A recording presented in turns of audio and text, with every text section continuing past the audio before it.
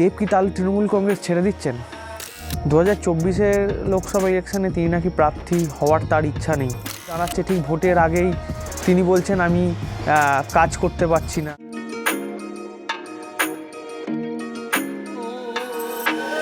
Welcome back, explainer উজ্জ্বলে আরও একবার আপনাদেরকে স্বাগত জানাচ্ছি। আজকে খেলাধুলা নয়, আজকে একটু কথা বলবো রাজনীতি নিয়ে। দেব, আপনার আমার সবার সুপারস্টার দেব কি তাহলে তৃণমূল কংগ্রেস ছেড়ে দিচ্ছেন? কেন বলছি এ কথা জানেন? কারণ দেব নিজেই আজকে একটা সংবাদ মাধ্যমকে তিনি জানিয়েছেন যে 2024 লোকসভা ইলেকশনে তিনি নাকি প্রার্থী হওয়ার তার ইচ্ছা নেই।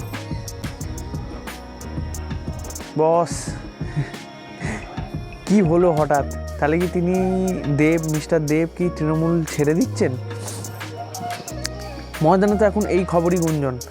কেন ভোটের মুখে এসে ঠিক একেবারে 2021 নির্বাচনের আগের মতো প্রেক্ষাপট ঠিক হয়ে দাঁড়াচ্ছে। ঠিক ভোটের আগেই তিনি বলছেন আমি কাজ করতে পারছি না, অর্থাৎ আমার থেকে, যদিও তার এই কাজ করতে পারছি নাটা ওই দলে থেকে কাজ করতে পারছি না ব্যাপারটা নয়, মানে 2021 ওই ব্যাপারটা নয়, কিন্তু তিনি বলছেন তিনি কাজ করতে পারছি না। তিনি বলছেন যে আমার জায়গায় একজন ফুল টাইম এমপি হলে আরও অনেক বেশি লোকে কাজ করতে পারতো, আমি এখনও ওইভাবে ভাবিনি। একটু ইউটিউব ঘেটে দেখে নিন, নেট ঘেটে তিনি দেবের ভিডিওটা পেয়ে যাবেন। তিনি একটি সংবাদ মাধ্যমকে বলছেন এই কথা। 2019 এমনকি বলছেন 2019-এও নাকি তিনি চাননি, দিদি বলেছিলেন বলে, মমতা বন্দ্যোপাধ্যায় বলেছিলেন বলে তিনি দাঁড়িয়েছিলেন। এখন প্রশ্ন হচ্ছে, দেব যদি প্রার্থী না হতে চায় তাহলে ঘাটালি কি নতুন মুখ, নতুন কেউ হবেন ঘাটালের সাংসদ? দেবের কোথায় কমতি রয়েছে? দেব কি তাহলে কাজ করেননি? ঘাটাল মাস্টার প্ল্যান নিয়ে এত আওয়াজ, এত হইচই হয়নি।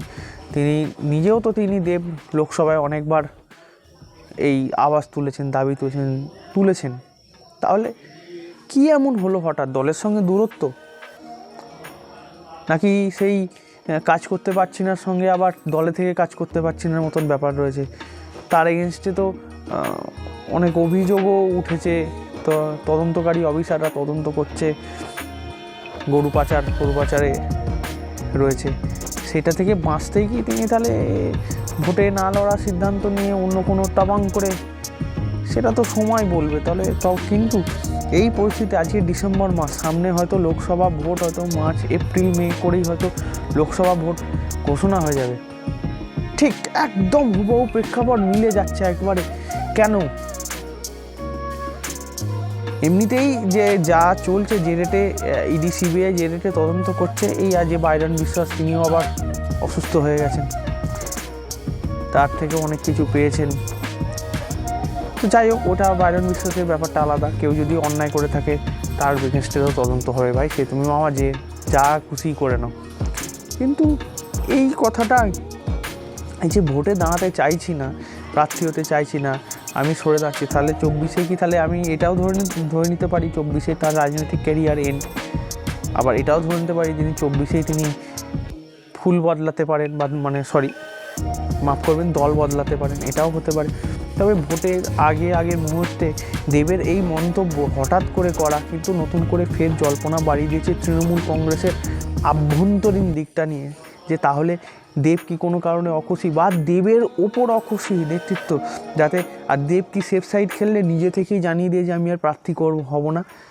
মানে এটা খানিকটা কিরম ব্যাপার বলুন তো? মানে দল প্রার্থী ঘোষণা করবে না, তার থেকে নিজে থেকেই তিনি যখন জানতে পারছেন যে দল তাকে চাইছে না, তখন তিনি নিজে থেকেই জানিয়ে দিচ্ছেন যে আমি হতে চাইছি না, আমি কাজ করতে পারছি না।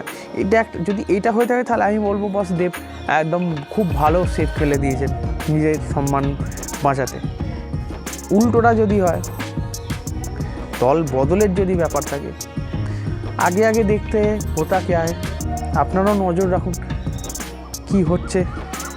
আর দেব কেন এই কথাটা বলল সেটা কমেন্টে জানান। কেন তিনি ভোটে দাঁড়াতে চাইছেন না, এটাকে অবশ্যই কমেন্টে জানান আপনাদের কি মনে হচ্ছে।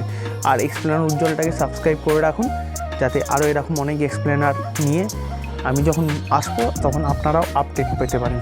দেখা হচ্ছে পরের ভিডিওতে। টাটা।